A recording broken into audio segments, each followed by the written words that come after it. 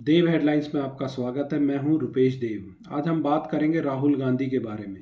राहुल गांधी हार के चक्रव्यूह से निकलने में बार बार फेल हो रहे हैं और बिहार ने जो जनादेश दिया है वह कांग्रेस के लिए इतना अपमानजनक है कि उसके घनघोर समर्थक भी उसको हजम नहीं कर पा रहे हैं।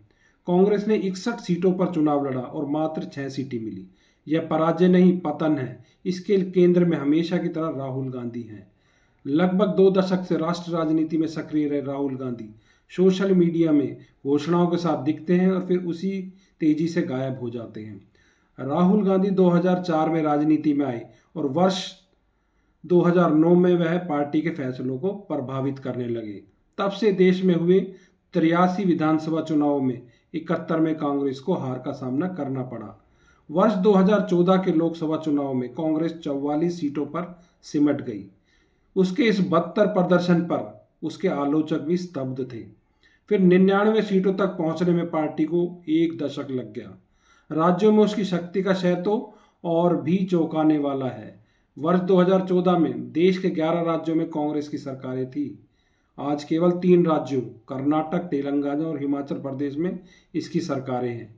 कभी पूरे नक्शे पर फैली हुई राष्ट्रीय पार्टी आज कुछ टुकड़ों में सिमट गई है। देश भर में कांग्रेस विधायकों की संख्या 1 दशक में आधी रह गई है। अब जो बचा है वह एक थकी हुई पार्टी के चुके हुए नेतागण, जर्जर ढांचा और ध्वस्त बुनियाद है। पर नेहरू गांधी परिवार के लिए यह तो बहुत चौंकाने वाला है। अपने समकालीनों की तुलना में तो राहुल गांधी संघर्ष कर ही रहे हैं। अपने परिवार के नेताओं की तुलना में वह कमतर साबित हुए हैं। उनके परनाना जवाहरलाल नेहरू आधुनिक भारत के निर्माता थे और उन्होंने लगातार 3 लोकसभा चुनावों में कांग्रेस को भारी मतों से विजय दिलाई। नेहरू की कांग्रेस में 3/4 से भी अधिक राज्यों में सरकारें थी। इंदिरा गांधी की राजनीति बहुत समझदार, तेज और चुनावी वर्चस्व बेजोड़ था।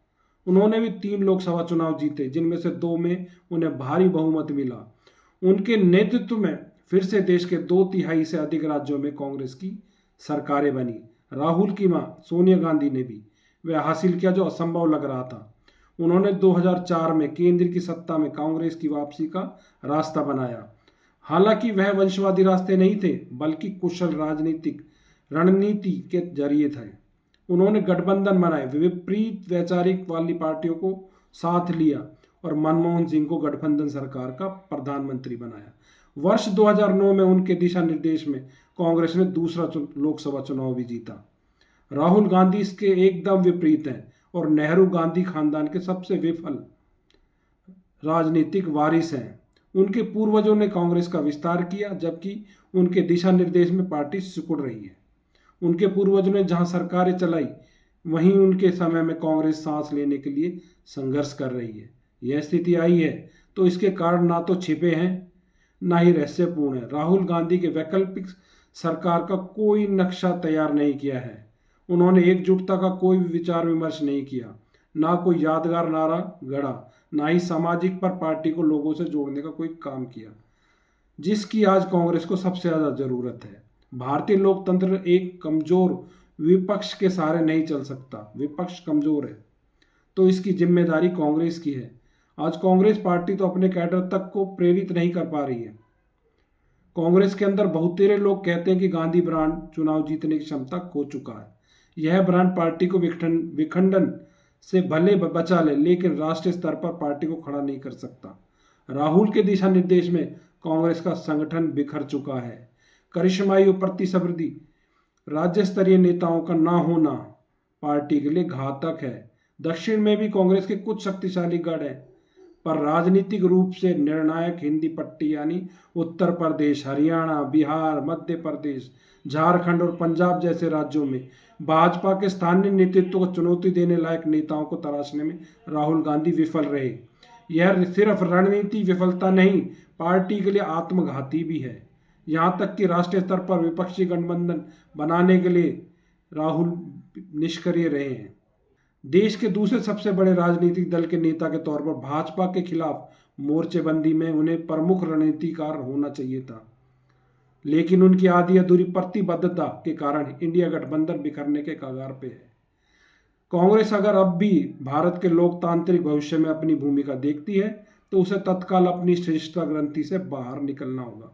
उसे एक ऐसा नेता ढूंढना होगा जो सत्ता का भूखा हो, लेकिन जल्दबाज नहीं, जो कभी कभी नजर आने के बजाय हमेशा दिखता हो, और प्रभाव पैदा करने के बजाय जो स्पष्ट विचारधारा का हो।